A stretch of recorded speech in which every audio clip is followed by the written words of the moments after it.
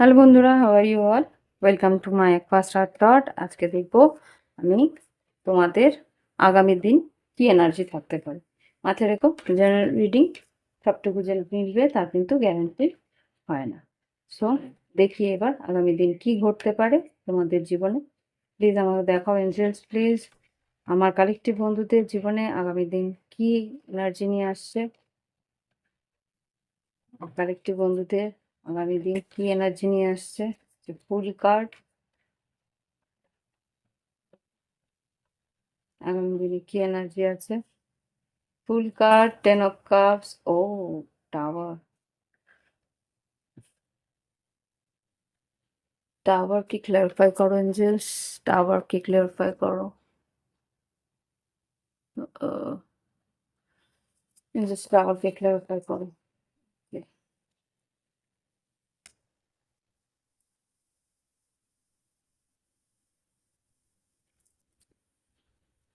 10 of Swords,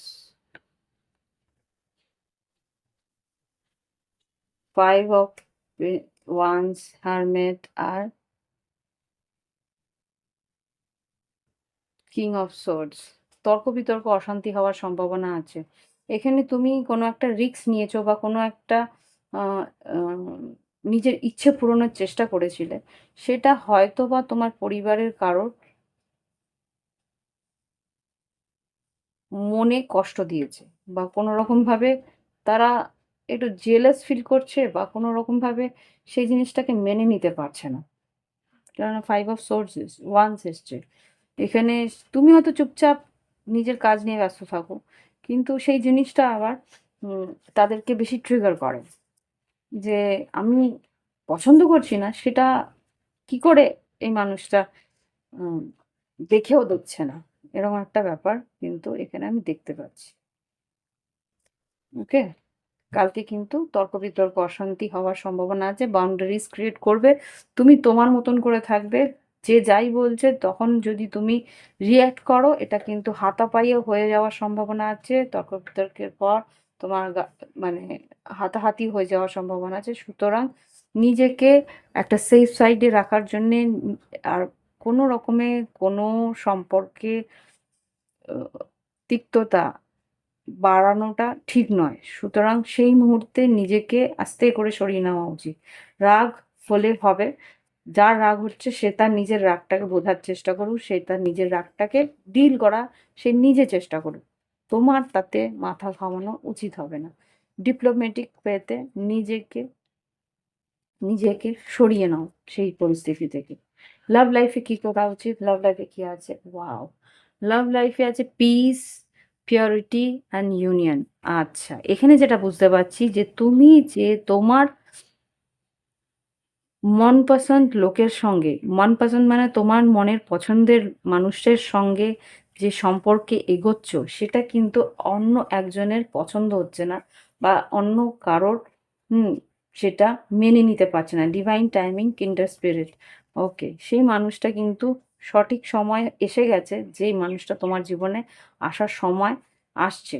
হুম সময় কিন্তু হয়ে বলে না, সময় ঘনিয়ে আসছে, তোমার তোমার জীবনের ভালো সময়টা চলে আসছে। সেই সময় কিন্তু কিছু কিছু মানুষ থাকবে, তারা কিন্তু একটা ব্যারিয়ার, একটা বাধা সৃষ্টি করার চেষ্টা করবে, যাতে তুমি সেই মানুষটার কাছে না যেতে পারো, সেই আনন্দটা তুমি উপলব্ধি না করতে পারো। সেই কারণে কিন্তু তোমার মনের শান্তিটা কিন্তু সবচেয়ে দামি। তুমি যদি মনের শান্তিটা না রাখো, তাহলে কিন্তু ঈশ্বর এই সুন্দর সম্পর্কটা তোমার কাছ থেকে আবার করে ডিলে করে সরিয়ে দিতে পারে। সুতরাং বিশ্বাস রাখো। আর নিজে যেহেতু তুমি নিজেকে চিনতে পারছো, বা নিজে যেহেতু তুমি যদি এই রিডিংটা দেখে থাকো না, তাহলে অটোমেটিক তুমি বুঝে যাচ্ছ যে এই সম্পর্ক যদি তোমার চাই, তাহলে তোমার আশেপাশের কিছু মানুষকে তোমার জীবন থেকে একটা বাউন্ডারিজ ক্রিয়েট করতে হবে। তো সেই জন্যে কিন্তু তুমি নিজের পিস, শান্তির ব্যালেন্সটা রাখলেই কিন্তু তোমার পার্টনার, তোমার যে আসল যে পার্টনার, সেই মানুষটা কিন্তু তোমার জীবনে আসবে নিউ বিগিনিং নিয়ে, নতুন একটা শুরু নিয়ে। তো নিজের পাওয়ারটাকে আর নিজের সত্যটাকে বজায় রাখার চেষ্টা করো, তাহলেই কিন্তু এই সম্পর্কটা তোমার কাছে আসছে।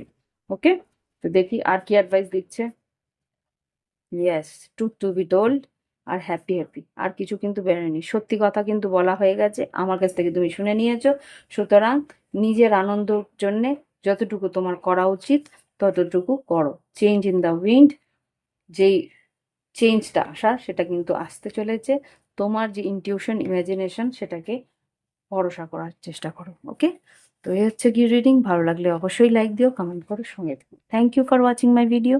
By bye, have fun. আর যদি মনে হয় প্রাইভেট রিডিং নেবে, ভিডিও ডিসক্রিপশন বক্সে হোয়াটসঅ্যাপ নাম্বার রইলো, যোগাযোগ করে নিও। Bye by.